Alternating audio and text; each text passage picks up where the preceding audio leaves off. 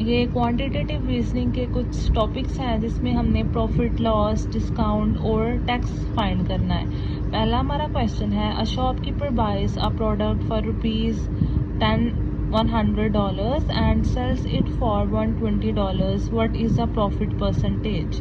हमने परसेंटेज में प्रॉफिट बताना है कि अगर उसने $100 का प्रोडक्ट खरीदा और उसे $120 में सेल किया तो उसे कितना प्रॉफिट हुआ। अब हम वैसे भी सिंपली बता सकते हैं कि उसे 20% प्रॉफिट हुआ है, बट हमने सॉल्व कैसे करना है। सॉल्व करने का मेथड देखें। प्रॉफिट किसके इक्वल होता है, selling price minus cost price, यानी जितने की प्रोडक्ट हमने खरीदी है उसको माइनस कर देना होता है कॉस्टिंग प्राइस में से। तो हमने खरीदी थी $100 की और बेची कितने की थी, $120 की। तो हम 120 को माइनस कर देंगे 100 से, तो हमारे पास आ गया 20 हमें प्रॉफिट हुआ है $20 का, बट हमने यहाँ परसेंटेज में बताना था। तो यहाँ इसकी परसेंटेज फाइंड की। परसेंटेज कैसे फाइंड करते हैं इसका भी आप तरीका देख लें। Profit percentage is equal profit over cost price multiply 100।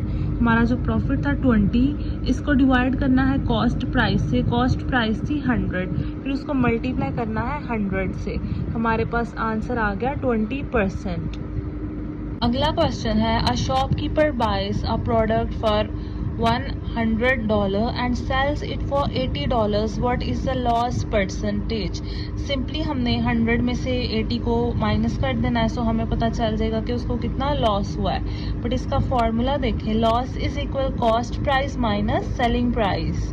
So cost price है हमारे पास $100 और हमारी सेलिंग प्राइस है $80। सो हमें कितना लॉस हुआ है, 100 में से 80 माइनस कर दिया तो हमारे पास आ गया $20। अब हमने इसको परसेंटेज में बताना था, तो यहाँ पर हमने परसेंटेज इसकी निकालनी है।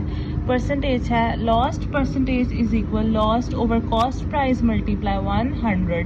सो हमें लॉस कितना हुआ 20 को पहले हम डिवाइड करेंगे 100 से, फिर मल्टीप्लाई कर देंगे 100 से, तो हमारे परसेंटेज निकल आए 20%। अगला क्वेश्चन देखें, a product is marked at $100 and a 10% discount is given, what is the selling price.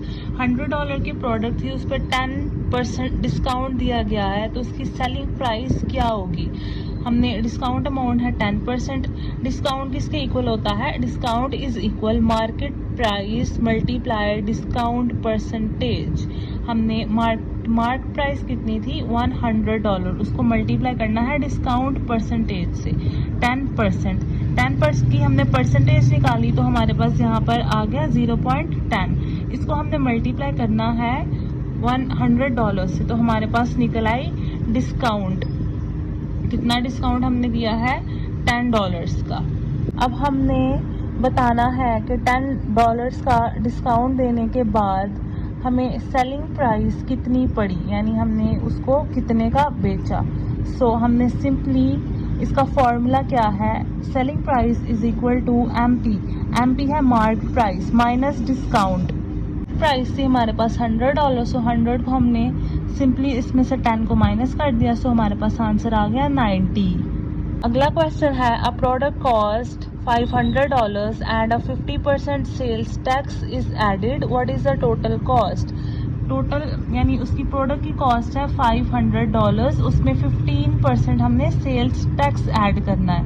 उसके बाद उसको ऐड करने के बाद टोटल कॉस्ट कितनी बनेगी। टैक्स का फॉर्मूला है tax is equal cost multiply tax price. Cost है $500, उसको मल्टीप्लाई कर देना है टैक्स प्राइस से 15%। इसकी परसेंटेज निकाली तो हमारे पास आ जाएगा 0.15। इसको 500 से मल्टीप्लाई कर दिया तो हमारे पास टैक्स आ गया 75%। अब हमने ये जो टैक्स आया है 75%, इसको प्लस कर लेना है अपनी कॉस्ट में।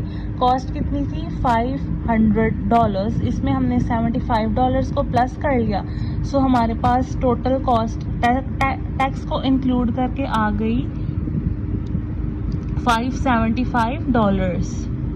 अगला क्वेश्चन है, a product is marked at $100 and 2 successive discounts of 10% and 20% are given, what is the final selling price. 2 discount दिए गए हैं, एक डिस्काउंट है 10% का पर एक डिस्काउंट है 20% का, और टोटल हमारे पास मार्क्ड प्राइस कितनी है $100। हमने पहले फर्स्ट डिस्काउंट को कैलकुलेट करना है जो हमारे पास था 10%। 10 की हमने परसेंटेज ली, परसेंटेज लेने के बाद हमने उसको मल्टीप्लाई कर देना है $100 से, तो हमारे पास आ जाएंगे $10। उसके बाद हमने 100 में से 10 को माइनस कर देना, सो हमारे पास आ गया 90, यानी कि 10% डिस्काउंट देने के बाद हमारे पास $90 रह गए। कैलकुलेट करना है सेकंड डिस्काउंट। अब हमारे पास $90 रह गए। सेकंड डिस्काउंट कितना था 20%। अब हमने इसका 20% लेना है, तो हमारे पास आ गया 0.20। इसको 90 से मल्टीप्लाई किया तो हमारे पास आ गए $18, यानी कि हमारा जो 20% डिस्काउंट 90 में से बना है वो है $18। $18 को हमने $90 में से माइनस कर दिया तो हमारे पास आ गया आंसर 75, यानी कि 10% और 20% डिस्काउंट देने के बाद हमारे पास कितनी सेलिंग प्राइस बचेगी, वो होगी 75। ओके, ये क्वेश्चंस मैंने आपको सिर्फ इनके फॉर्मूला समझाने के लिए करवाए हैं। आपको इनकी वैल्यूज़ डिफरेंट ही आएंगी अगर ये क्वेश्चंस आपसे पूछे गए तो।